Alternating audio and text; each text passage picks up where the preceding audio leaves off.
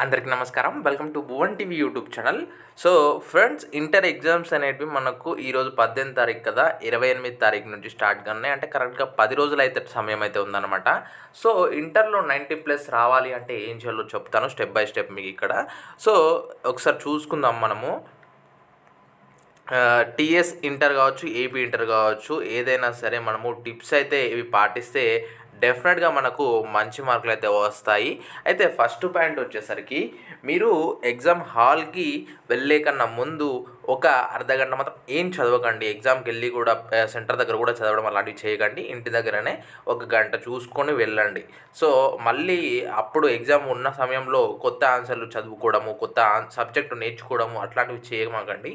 So in case మీకు paper ఒకసారి అందులో ఈ క్వశ్చన్ వస్తుంది అని తెలిసినా కూడా మనము అప్పుడు దాన్ని నేర్చుకునే ప్రయత్నం అయితే చేయకండి. సో ముందుగా మీకు ఇంగ్లీష్, సాంస్క్రిట్ ఇవి లాంగ్వేజెస్ ఏవైతే ఉంటాయో, సో వీటి పరంగా ఎట్లా చదువుకోవాలి, ఎట్లా రాయాలి అంటే మీకు బ్యాటింగ్ ఉంటుంది మ్యాక్సిమము. సాంస్క్రిట్ అయితే లేదా ఇంగ్లీష్ అయితే మనము గ్రామర్ కావచ్చు అండ్ ప్యాసేజ్ ఇస్తారు, అందులోంచి రాయడము అండ్ గ్రామర్ ఇలాంటివి చదువుకోవాలి. అండ్ లెసన్ గుర్తుపెట్టుకొని సమరీ మనం రాయాల్సి ఉంటుంది అనమాట. ఇంగ్లీష్, సాంస్క్రిట్కి సంబంధించి గ్రామర్ అయితే డెఫినెట్గా మనం గుర్తుంచుకుంటాం. సమాసాలు కావచ్చు, ఈ సందులు కావచ్చు, ఇవన్నీ. అండ్ డెఫినెట్గా ఇక గ్రూప్ సబ్జెక్ట్స్ విషయానికి వస్తే, ముందుగా మనం ఏం చేయాలంటే ఎంపీసీ చూసుకుందాం. ఎంపీసీ అయితే మ్యాథ్స్, ఫిజిక్స్, కెమిస్ట్రీగా వచ్చి, సో ఈ ఫార్ములాస్ బ్యాటింగు అండ్ కాన్సెప్ట్ వైజ్గా మీరు నేర్చుకునే ప్రయత్నం అయితే చేయండి. అండ్ నెక్స్ట్ ఇక ఇది ప్రిపరేషన్ అనమాట. సో ఎగ్జామ్ వెళ్ళినాక ప్రజెంటేషన్ ఎట్లుండాలి అంటే, సో థర్డ్ది ఇది, ఎగ్జామ్ హాల్కి వెళ్ళినాక మనము పేపర్ చూసాక ఫస్ట్ ఒక పేపర్ చదువుకోండి. సో మీరు అసలు మొత్తం మైండ్లో అంతా తీసేయండి, ఏం ఉంచుకోకండి. మైండ్ మొత్తం బ్లాంక్ పెట్టుకొని క్వశ్చన్ పేపర్ని నీట్గా చదువుకోండి.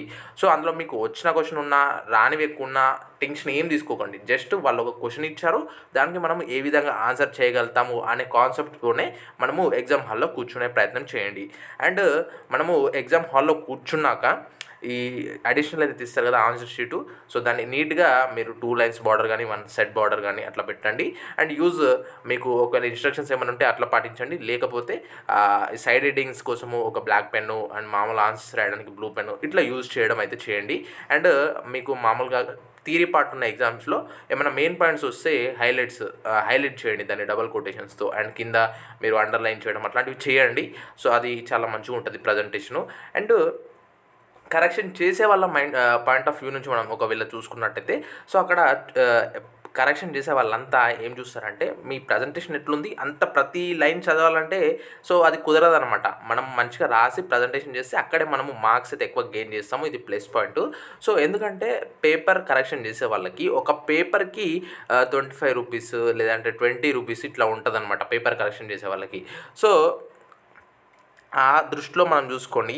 మనము ఫస్ట్ వచ్చిన క్వశ్చన్స్ రాయండి. మీకు క్వశ్చన్ పేపర్లో అయితే అడిషనల్ షీట్లో సెక్షన్ వేసేయండి, ఏది రాస్తున్నాను అనేది. ఆ సెక్షన్లో ఉన్న క్వశ్చన్ నెంబరు, ఆన్సర్ అని పెట్టేసి అక్కడ రాయండి.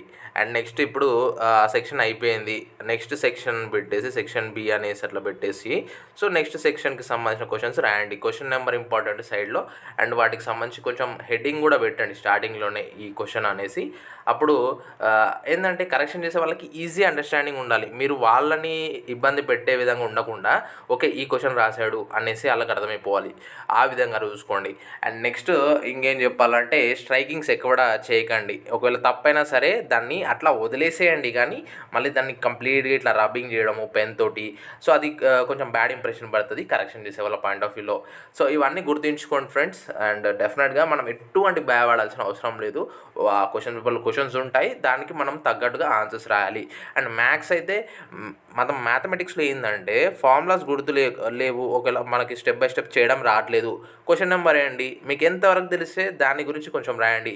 గివెన్ డేటా ఉంటుంది, సో స్టాట్స్ అయితే గివెన్ డేటా ఉంటుంది, సో ఆ డేటా టేబుల్ మీద రాసి అందులో వేయడము అట్లాంటివి చేసినా కూడా మనకి మార్క్స్ అయితే వస్తాయి. డెఫినెట్గా పేపర్ని ఎంటీగా మాత్రం పెట్టి రాకండి. ఒకవేళ రాకపోతే మీరు కంప్లీట్గా ఏదో ఒకటి మీకు తెలిసింది రిలవెంట్ది రాసి అయితే రండి. సో ఇట్లాంటివి పాటించడం వల్ల చిన్న చిన్న టిప్స్ డెఫినెట్గా డెఫినెట్గా మీరు మంచి మార్క్స్ స్కోర్ చేస్తారు. ఇంకా మీరు 90+ రావాలి అంటే ఏం చేయాలి అంటే డెఫినెట్గా ప్రజెంటేషన్ మెయిన్ ఇంపార్టెంట్. అండ్ అదేవిధంగా సెకండ్ వచ్చేసరికి మీకు సబ్జెక్ట్ నాలెడ్జ్ ఉంటే సో మీరు దాన్ని ఎలా ప్రజెంట్ చేయగలుగుతారు అన్న దానిపైన మీ మార్క్స్ డిపెండ్ అయి ఉంటాయి. అండ్ మీకు ఇంగ్లీష్ సాంస్క్రిట్కి సంబంధించి సపరేట్ డెడికేటెడ్ వీడియో చేయాలి అంటే అది చేస్తాను. ఇక గ్రూప్స్కి అయితే మనము ఇంకా ఎక్కువ టిప్స్ ఏమి ఉండవు. మనకు నాలెడ్జ్ అండ్ డెఫినెట్గా ప్రజెంటేషన్ స్కిల్స్ ఉంటే మనం ఈజీగా 95+ స్కోర్ చేయొచ్చు. సో ఇవన్నమాట. అండ్ కెమిస్ట్రీ చూసుకున్నట్లయితే ఫార్ములాస్ అవి ఉంటాయి కదా. అండ్ డయాగ్రామ్స్ డెఫినెట్గా ఈ థియరీకి సంబంధించి ఏమైనా డయాగ్రామ్స్ ఉన్నాయనుకోండి, సో డయాగ్రామ్ ఒక పేజ్ వస్తుంది. దాని తర్వాత దానికి సంబంధించిన మ్యాటర్ మనము ఎక్స్ప్లెయిన్ చేసుకుంటూ రాయగలగాలి. అండ్ లాస్ట్లో కంక్లూజన్ అని పెట్టేసి కూడా ఏమన్నా ఉంటే ఆ కంక్లూజన్ ఒక పాయింట్ పెట్టి కూడా రాయొచ్చు అనమాట. సో ఇట్లాంటివి చూసుకోండి ఫ్రెండ్స్. అండ్ మీకు అర్థమైంది అనుకుంటున్నాను. ఎటువంటి డౌట్ నాకు కామెంట్ చేయండి. And all the best to all the intermediate students for your exams. And ఎటువంటి డౌట్ నాకు కామెంట్ చేయండి. అండ్ ఇంటర్ ఎగ్జామ్స్ సంబంధించిన రిజల్ట్స్ కావచ్చు, హాల్ టికెట్ అప్డేట్స్ అన్నీ మన ఛానల్లో ఉంటాయి. Please do like and subscribe. And ఈ వీడియోని మీ ఫ్రెండ్స్ వాట్సాప్లో షేర్ చేయడం మర్చిపోద్దు. So this is Bhuvan signing out. జై హింద్.